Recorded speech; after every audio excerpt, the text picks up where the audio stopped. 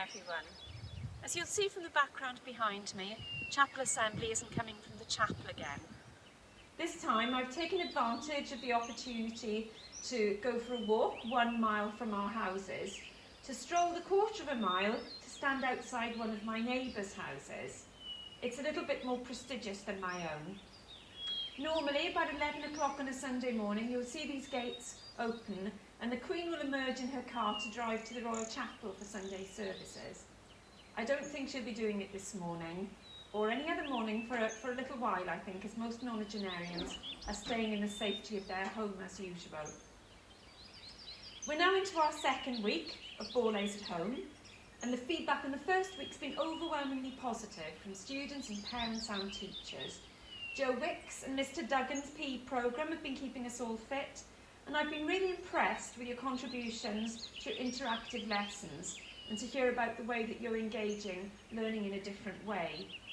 Your teachers are identifying the different glitches as you are, and they're really grateful for the ideas and the valuable contributions you're making in helping them improve. It's very different, you can imagine, teaching 30 children on a screen than teaching them in the classroom when everyone tries to talk at the same time.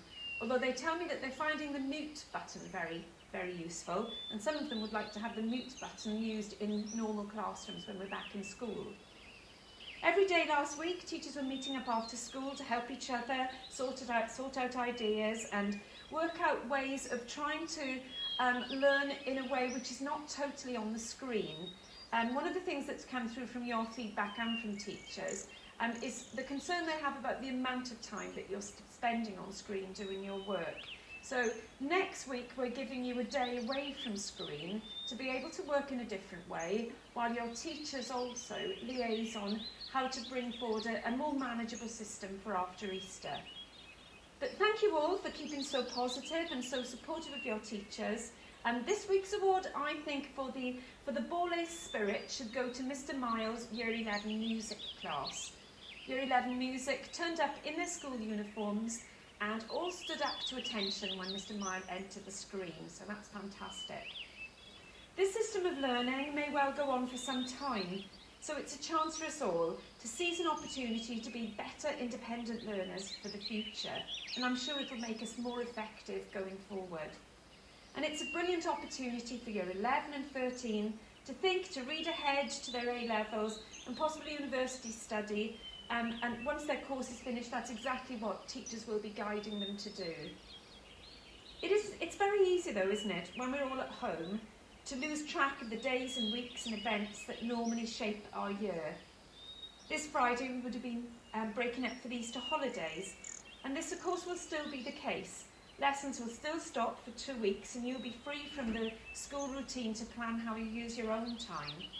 But it will be a period of holiday unlike any other, really. Normally you'd be planning family holidays, trips with your friends, parties, all sorts of things. Even if I look just at the Borlase calendar and the things that have been cancelled from the Easter break, German exchanges, the D.V. expeditions, rowing camps, all of those cancelled during this holidays. And some of even the most ordinary events that we are used to doing and take for granted are not happening.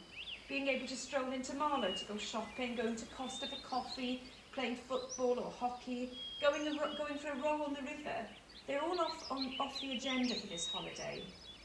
It may feel as if everything's been cancelled, everything's stopped. But life as we knew it before has not been cancelled, but it's been replaced by something different. And something that is strengthening us as individuals, as families, and as local communities, and as a global community. While standing physically further apart, over 2 metres at the very least, we become closer to our neighbours, and we walk past them in the street or park. We stop and shout encouragement to them. In Italy, we've seen people singing from their balconies. In Wales, people are singing in their back gardens. And across the UK, we were all clapping outside on our doorsteps for our health workers in a spirit of unity. We're checking on the elderly, we're running errands for our grandparents so that they don't have to go out shopping. And we're noticing details around us that we might have driven past in our cars a few weeks ago. The trees starting to bud, the goldfinch arriving in the garden, The parrots on the long walk here are gathering.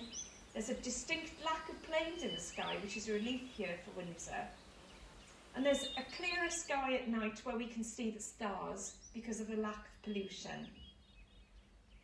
We're just more aware of what's around us, and that's surely a good thing.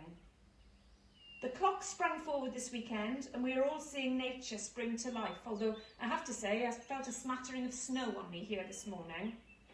Next Friday in the Christian calendar is the start of Easter weekend, a celebration of rebirth, renewal, redemption.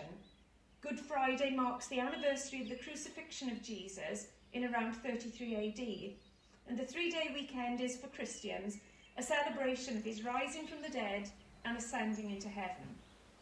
It's a story about how new hope is born from suffering, and whatever your faith or philosophy, there has to be a good message for us to take away, as well as a lovely excuse to eat too much chocolate. We will emerge from this period of difference renewed, rebooted, and perhaps stronger, even nicer people than we were before. So have faith and stay strong. Maya Angelou's poem expresses this beautifully. Just like moons and like suns, with the certainty of tides, just like hopes springing high, still I'll rise. And John Bunyan's hymn that we all know so well reminds us how, as humans, we can fight those lions and giants that face us, however great they are. So stay safe, everyone. Stay close to home.